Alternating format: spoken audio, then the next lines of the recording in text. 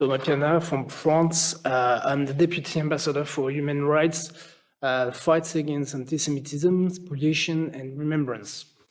Firstly, I deeply thank the Czech government for organizing this very important conference. Drahé kolegové, dear colleagues, it's a great honor for me to be with you today to keep on the move launched almost 15 years ago in Terezín to compensate the damages of history.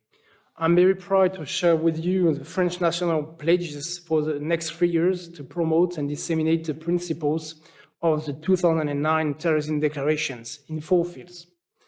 Firstly, the fight against online anti-Semitism. We are facing each day the bad use of the new digital communication means which give such a powerful resonant chamber to hateful, discriminatory comments and call for violence, conspiracy theories, history distortion, falsification of history gain strength each day.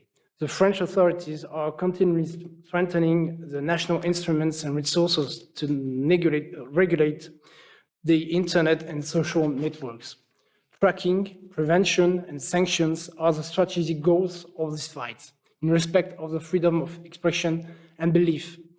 For the identification and prevention, since 2009, a reporting digital platform has made possible to report any illegal content or behavior online, particularly of an anti-Semitic nature, for the purpose of legal proceedings. The number of reports has increased sixfold between 2009 and 2020. In 2020, an observatory of online hate has been created to better assess the phenomenon of anti-Semitic and hate online. Repressive law. In the 2004 Digital Economy Law obliges website hosts in form of illegal content to remove it or make it inaccessible under penalty of prosecution. In 2020, the Paris Judicial Court created a new specialized prosecution office to better sanction illegal hate online acts. Online complaints are now possible in France for suspected online infractions. Assistance to victims. Specialized reception and inquiry teams have been created both in police stations and courts to give a better assistance to victims. Collaboration with internet platforms is also crucial for us, both to make them more responsible for the web content and to act for prevention. A special €1 million fund was created with Facebook France recently. Europe is also definitely considered by France as an accurate level to build a regional area, both of regulation and of liberties. With this, we continue to make possible the definitive adoption of the Digital Market and Digital Services Act, which will upgrade the rules governing digital services in Europe and will make our continent a reference in this matter.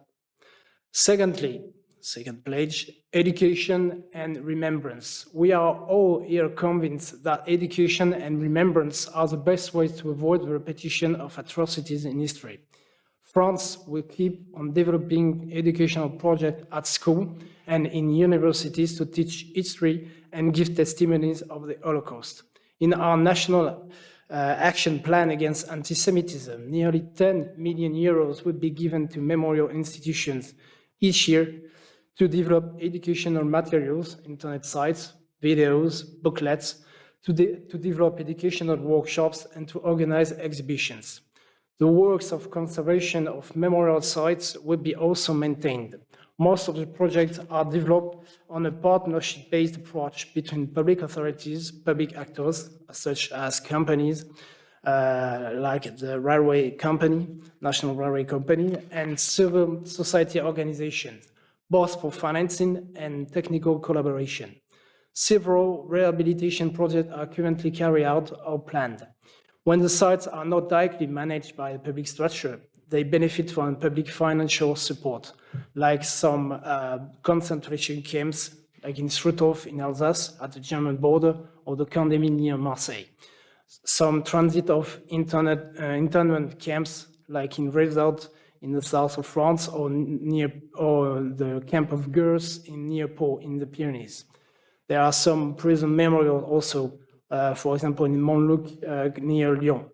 and deportation railway station like Bobigny and what we call in French, the Gare de Pithiviers.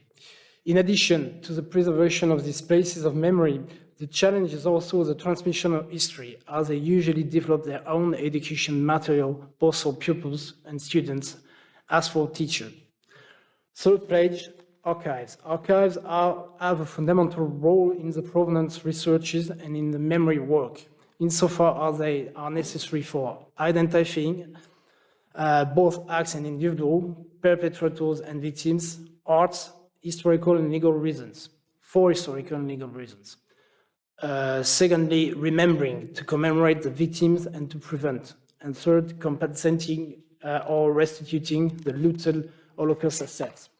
France is thus leading an important work currently concerning the archives accessibility, as requested in the Article 2 of the Washington Principles, particularly with the diplomatic archives linked to looted arts brought abroad during the World War II, around 1,200 boxes of archives. There are two ways of acting. The first is digitization. The archive finding aids are all already online on the French Foreign Affairs Ministry website. 40% of the all looting archives are already digitized, and then easier access for the public. A dedicated portal is being created to facilitate researches, either by names or by places. It will be online soon. And finally, but not less, the restitution law, the fourth page. Compensation of the Nazi persecution means restitution, as edicted in the Terezín Declaration. Since 2018, the political authorities regularly repeated the national commitment in terms of restitution by strengthening the dedicated administration, the Commission, in English, Commission for the Compensation of Victims of Politions, the CIVS, placed under the authority of the Prime Minister. Since its creation in 1999, the CIVS has dealt with around 30,000 cases for material, looted apartments, pollution of businesses and cultural property, for example, and financial spoliation, confiscation of bank accounts, for example. And the CVS paid around 600 million euros in compensation to the victims. We have created a specific service for art in the Ministry of Culture in 2019. The mission for the research and restitution of cultural property spoliated between 1933 and 1945, responsible for conducting provenance surveys on national collection and for coordinating the restitution state's actions of looted art. Approximately around 20 pieces of art per year have been returned since 2019. French museums are thus leading a process of systematic origin research. Another topic is very emotional. Along with the provenance research in museums, France is also actuating the provenance research of looted books.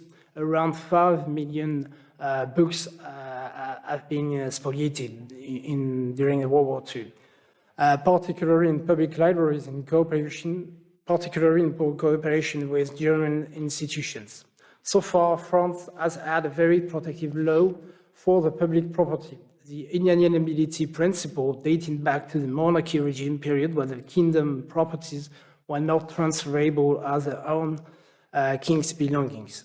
We are currently engaged in a deep change of our legislation to facilitate restitution. So far, the only way to derogate to the inalienability principle was for the parliament representing the French people to take a specific law on each restitution.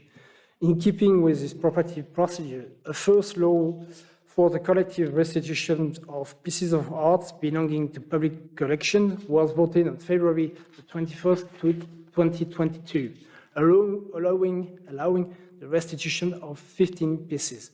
Among these important works of art were a painting by Marc Chagall or by Gustav Klimt.